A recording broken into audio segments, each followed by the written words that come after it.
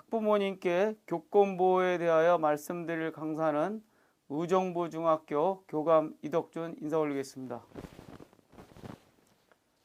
교권이 보호되어야 되는 이유는 선생님도 인간으로서의 권리가 보호되어야 할 뿐만 아니라 선량한 대부분의 학생들의 학습권 보호를 위하여 교권은 보호되어야 할 것입니다.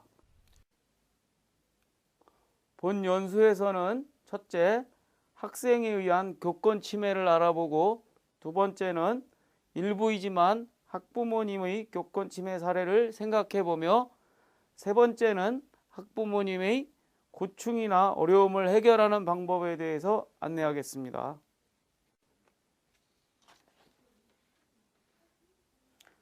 대부분의 학부모님은 갈등을 일으키는 학교보다 서로 존중하고 믿음으로 소통하는 학교의 모습을 기대하실 겁니다. 본 연수를 통하여 이 자리에 앉아 계신 모든 학부모님들과 함께 학부모님과 선생님이 신뢰와 소통으로 행복한 대화를 나눌 수 있는 학교의 문화를 만드는 계기가 되었으면 합니다. 학교에서 교권 침해가 발생한다면 모두가 피해자입니다. 학생은 학습권 침해로 인하여 정상적인 학습이 불가능하며 신뢰하는 학교 문화의 붕괴로 인하여 가르치는 욕구가 저하되고 담임 교체 등 2차 피해가 발생합니다. 교사는 정신적 불안으로 인하여 학생과 학부모에 대하여 외상후 스트레스 증후군이 발생하며 정상적인 삶에 어려움을 겪을 수도 있습니다. 다음은 학생에 의한 교권 침해 유형을 알아보겠습니다. 수업 시간에 소란하게 돌아다니는 행위, 떠들거나 수군대는 행위, 교사의 목소리 행태 등에 대하여 빈정거리는 행위, 또한 수업과 관련 없는 질문으로 수업의 흐름을 방해하는 행위 등이 있습니다. 또한 비스듬히 앉아서 선생님이랑 눈싸움을 하는 행위, 코를 골면서 자는 행위 등은 옆 사람의 수업권을 방해하는 행위 등이 발생합니다.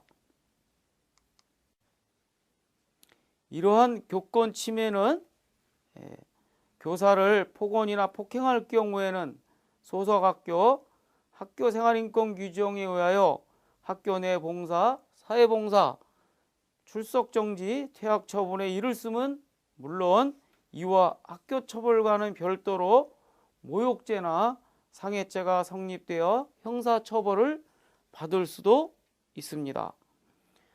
유의하실 내용은 설사 사실인 내용이라 할지라도 카톡이나 밴드, 페이스북 등으로 교사의 명예를 훼손한다면 명예훼손 혐의로 처벌받을 수도 있습니다. 다음은 학부모의 교권 침해 유형을 알아보도록 하겠습니다. 학부모에 의한 교권 침해는 자녀가 불이익을 받았다는 이야기를 듣고서 발생하는 경우가 많이 있습니다.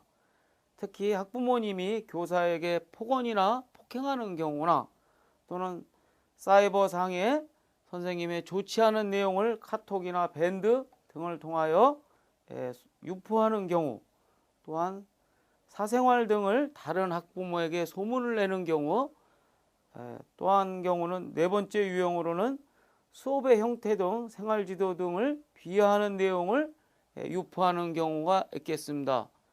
또한 선생님의 사생활이라든가 문제시되는 내용을 전화나 이메일 통하여 폭언이나 협박하는 행위 등이 있겠습니다. 이럴 경우에는 피해 교사로부터 고소를 당할 시에는 관련법에 조촉을 받을 수 있으니 유의하시기 바랍니다.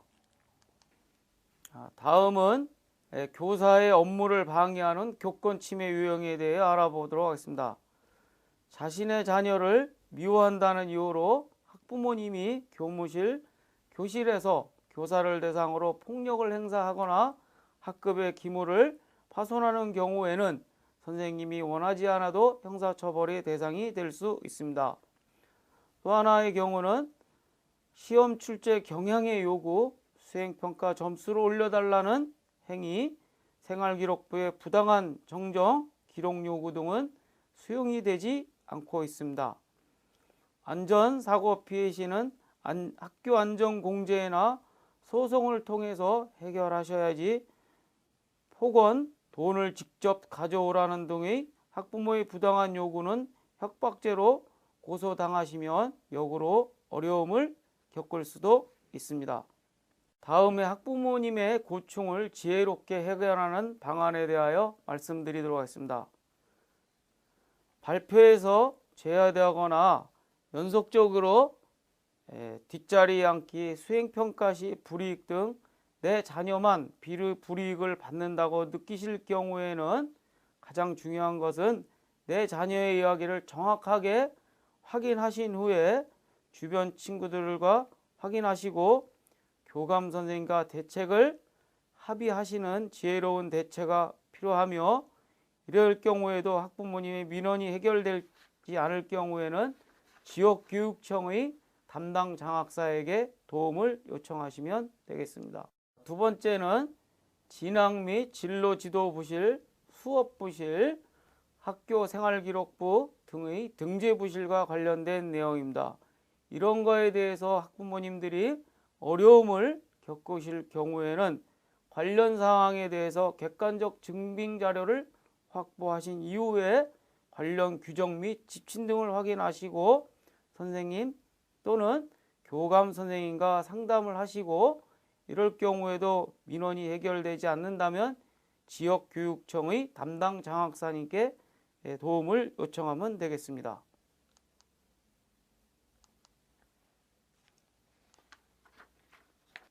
내 자녀가 부당한 체벌을 당한 경우에는 체벌 피해 증거 자료를 확보하신 이후에 체벌 동기 및 정황을 확인하시고 교감 선생님과 해결하시기 바랍니다. 이럴 경우에도 해결이 되지 않는다면 경기도 교육청 학생인권 옹호관 또는 지역교육청 담당 장학사에게 도움을 요청하시면 되겠습니다. 내 자녀가 학교폭력 가해자 또는 피해자로서 도움을 받고자 할 때입니다.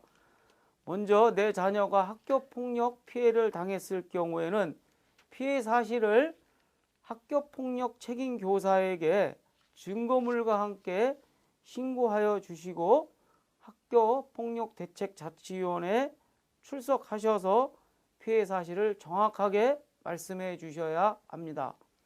소속교회의 학교폭력대책자치위원회 결정에 대해서 불복하시고자 하실 때에는 경기도청의 재심 청구를 하시거나 경기도교육청에 행정심판 청구를 하시면 되겠습니다.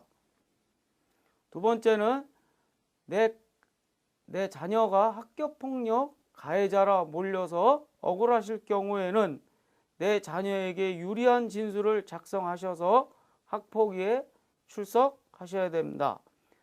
학교폭력대책자치위원회 결정이 받아들이시기 힘드시면 행정심판을 청구하여 해결하셔야 되겠습니다.